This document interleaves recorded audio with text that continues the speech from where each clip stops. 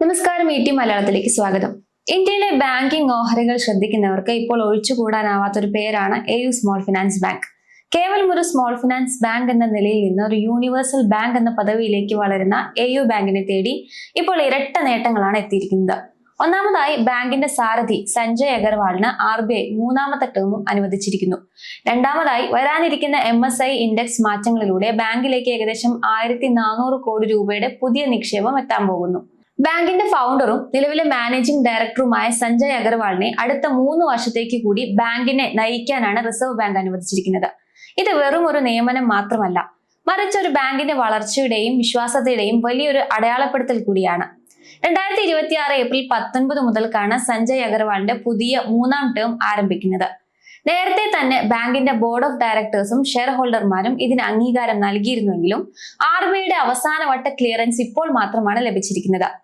1996 ഒരു ചെറിയ NBFC ആയി തുടങ്ങിയ AU ഫിനാൻഷ്യൽസിന്റെ ഇന്നത്തെ നിലയിലുള്ള വമ്പൻ ബാങ്കിംഗ് സ്ഥാപനമാക്കി മാറ്റിയതിൽ സഞ്ജയ് അഗർവാൾ എന്ന ചാർട്ടേഡ് അക്കൗണ്ടന്റിന്റെ പങ്ക് വളരെ വലുതാണ്. 2017 ഈ സ്ഥാപനം ഒരു സ്മോൾ ഫിനാൻസ് ബാങ്ക് ആയി മാറിയത്. അന്ന് മുതൽ ബാങ്കിന്റെ വളർച്ച അവിശ്വസനീയമായിരുന്നു. നമുക്ക് ചില കണക്കുകൾ പരിശോധിക്കാം. 2025 ഡിസംബർ 31 കണക്കനുസരിച്ച് AU ബാങ്കിന്റെ total balance sheet size 1.74 lakh crore രൂപ കടന്നിരിക്കുന്നു. ബാങ്കിന്റെ ഡിപ്പോസിറ്റ് ബേസ് 1,38,415 കോടി രൂപയും ലോൺ പോർട്ട്ഫോളിയോ 1,29,898 കോടി രൂപയുമാണ്. ഇത്രയും വലിയൊരു സാമ്പത്തിക സാമ്രാജ്യം കെട്ടിപ്പടുത്ത് വളരെ കൃത്യമായ പ്ലാനിങ്ങിലൂടെയാണ്. ബാങ്കിന്റെ നെറ്റ് പ്രോഫിറ്റിലും വലിയ വർധനവ് രേഖപ്പെടുത്തിയിട്ടുണ്ട്.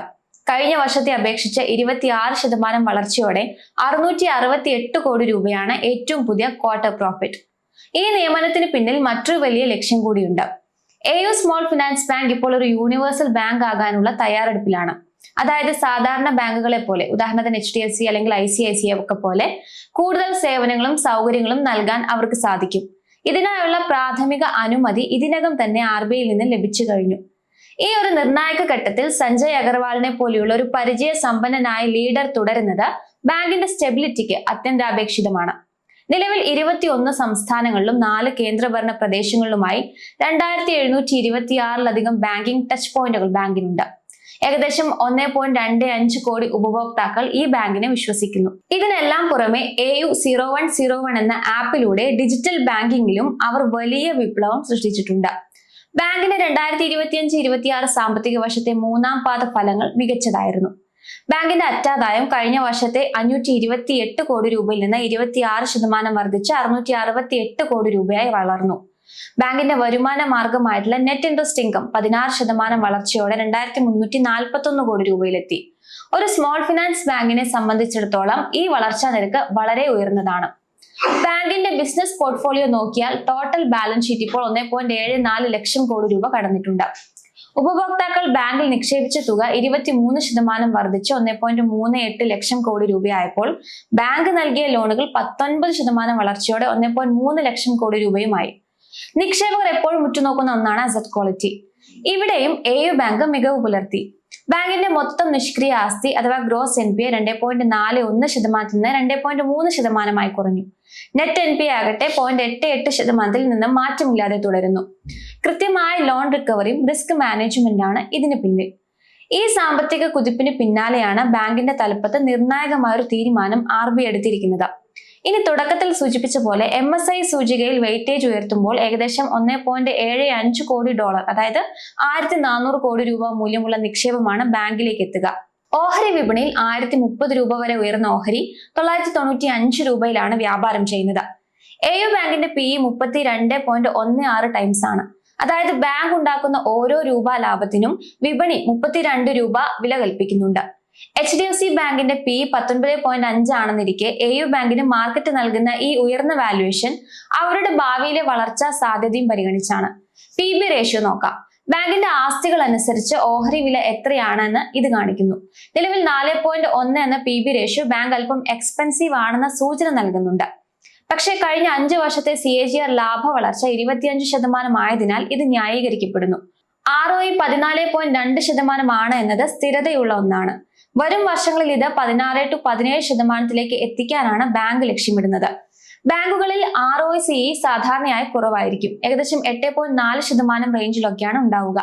കാരണം ബാങ്കുകൾ വലിയ തോതിൽ പണം കടമെടുത്താണ് ബിസിനസ് ചെയ്യുന്നത്. ഇതിനേക്കാൾ ബാങ്കുകളുടെ കാര്യക്ഷമത അളക്കാൻ റിട്ടേൺ ഓൺ അസറ്റ്സ് ആണ് വിദഗ്ധർ ഉപയോഗിക്കുക. AU ബാങ്കിന്റെ ROE 1.58%. ഇത് മികച്ചതാണ്. ഒരു ബാങ്കിനെ സംബന്ധിച്ച് ജനങ്ങളിൽ നിന്നുള്ള നിക്ഷേപം അവരുടെ ബാധ്യതയാണ്. എന്നാൽ ഡെപ്റ്റ് ടു ഇക്വിറ്റി നോക്കുമ്പോൾ ബാങ്കിന്റെ പുറത്തുള്ള കടമെടുപ്പുകൾ കുറവാണെന്ന് കാണാം. ബാങ്കിന്റെ ക്യാപിറ്റൽ അഡക്വസി റേഷ്യോ 20%. അതായത് വായ്പകൾ നൽകാൻ ബാങ്കിന്റെ കൈവശം സുരക്ഷിതമായ മൂലധനമുണ്ട്. AU സ്മോൾ ഫിനാൻസ് ബാങ്ക് ഒരു ഹൈ ഗ്രോത്ത് പ്രീമിയം വാല്യുവേഷൻ ഓഹരിയാണെന്ന് ചുരുക്കം. ബാങ്കിന്റെ ലാഭം വർദ്ധിക്കുന്നതും കിട്ടാക്കടം കുറയുന്നതും ഇതിനെ ആകർഷകമാക്കുന്നു. എന്നാൽ മാർക്കറ്റ് നൽകുന്ന ഉയർന്ന PE/PB റേഷ്യോകൾ കാരണം ഓഹരി വിലയിൽ ഉണ്ടാകുന്ന ചെറിയ മാറ്റങ്ങൾ പോലും നിക്ഷേപകർ ശ്രദ്ധിക്കേണ്ടതാണ്. ഇനി നമുക്ക് ഇൻസ്റ്റിറ്റ്യൂഷണൽ പങ്കാളിത്തം കൂടി മനസ്സിലാക്കാം. ബാങ്കിന്റെ ഏകദേശം 67% മുതൽ 68% ഓഹരികളും വിദേശ ആഭ്യന്തര സ്ഥാപനങ്ങളുടെ കൈവശമാണ്. പ്രൊഫഷണൽ നിക്ഷേപകർ ഈ ബാങ്കിലുള്ള വലിയ താല്പര്യം ഇതിൽ നിന്ന് വ്യക്തമാണ്. കഴിഞ്ഞ പാദങ്ങളെ അപേക്ഷിച്ച് വിദേശ നിക്ഷേപകർ തങ്ങളുടെ വിഹിതം നേരിയ തോതിൽ വർദ്ധിപ്പിച്ചിട്ടുണ്ട്. MSI ഇൻഡെക്സ് മാറ്റങ്ങൾ കൂടി വരുന്നതോടെ ഇത് ഇനിയും വർദ്ധിക്കാൻ സാധ്യതയുണ്ട്. പ്രൊമോട്ടർ വിഹിതം 22.79%.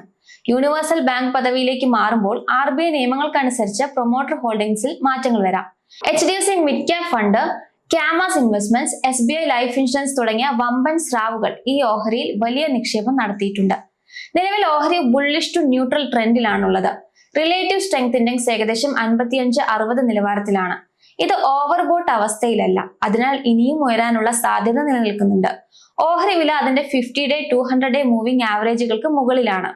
ഇത് ദീർഘകാല അടിസ്ഥാനത്തിൽ ഓഹരി കരുത്തുറ്റതാണെന്ന് കാണിക്കുന്നു. MACD സിഗ്നൽ ലൈനിന് മുകളിൽ പോസിറ്റീവ് ക്രോസ് ഓവർ കാണിക്കുന്നുണ്ട്. ഇത് വാങ്ങാനുള്ള താല്പര്യം വർദ്ധിക്കുന്നതിനെ സൂചിപ്പിക്കുന്നു. നിങ്ങൾ ഈ ഓഹരിയിൽ നിക്ഷേപിക്കാൻ ആഗ്രഹിക്കുന്നുണ്ടെങ്കിൽ 985-995 നിലവാരത്തിൽ ഓഹരി വാങ്ങുന്നത് ഉചിതമായിരിക്കും. നിലവിലെ കൺസോളിഡേഷൻ ഒരു നല്ല അവസരമാണെന്ന് അനലിസ്റ്റുകൾ പറയുന്നു. നിങ്ങളൊരു ഷോർട്ട് ടേം ട്രേഡർ ആണെങ്കിൽ സ്റ്റോപ്പ് ലോസ് 970 രൂപയിലാണ് വെക്കേണ്ടത്. ഇതിന് താഴെ പോയാൽ ശ്രദ്ധിക്കണം. ഹ്രസ്വകാലത്തേക്ക് 1050 രൂപ ടാർഗറ്റ് വില പരിഗണിക്കാവുന്നതാണ്. 1120 രൂപയാണ് അടുത്ത റെസിസ്റ്റൻസ്. ദീർഘകാലത്തേക്ക് ഓഹരിയിൽ പൊസിഷൻ എടുക്കുന്നവർക്ക് 1250 രൂപ ടാർഗറ്റ് വില പരിഗണിക്കാവുന്നതാണ്. ദീർഘകാലത്തിനായി 1030 രൂപ എന്ന കടമ്പ വോളിയം പിന്തുണയോടെ മറികടക്കുമ്പോൾ പുതിയ ഓഹരികൾ വാങ്ങാവുന്നതാണ്. ഓഹരി വില 980 നിലവാരത്തിലേക്ക് താഴുകയാണെങ്കിൽ അത് കൂടുതൽ ഓഹരികൾ കൂട്ടിച്ചേർക്കാനുള്ള അഥവാ അക്യുമുലേറ്റ് ചെയ്യാനുള്ള അവസരമായി കാണാം. ബാങ്ക് യൂണിവേഴ്സൽ ബാങ്കിംഗ് ലൈസൻസിനായി ശ്രമിക്കുന്നതിനാൽ ദീർഘകാല നിക്ഷേപകർക്ക് ഇത് മികച്ച ലാഭം നൽകാൻ സാധ്യതയുണ്ട്. ഇവിടെ നമ്മൾ സാധ്യതകൾ മാത്രമാണ് വിലയിരുത്തിയത്. ഓഹരികൾ വിപണിയുടെ കൂടെ പ്രകടനത്തിനനുസരിച്ചാണ് വ്യാപാരം ചെയ്യുന്നത്. അതിനാൽ തീർച്ചയായും നിങ്ങൾ ഒരു സാമ്പത്തിക വിദഗ്ധന്റെ നിർദ്ദേശത്തോടെ മാത്രം ഓഹരിയിൽ പൊസിഷൻ എടുക്കുക. ബാങ്കിന്റെ ചരിത്രത്തെക്കുറിച്ചും മറ്റും അറിയാൻ താല്പര്യമുണ്ടെങ്കിൽ ഇതിനു മുൻപ് ഒരിക്കൽ വിശദമായി തന്നെ നമ്മൾ ഒരു വീഡിയോ ചെയ്തിട്ടുണ്ട്. ആ വീഡിയോ ലിങ്ക് ഡിസ്ക്രിപ്ഷനിൽ കൊടുത്തിട്ടുണ്ട്, നിങ്ങൾക്ക് കാണാവുന്നതാണ്.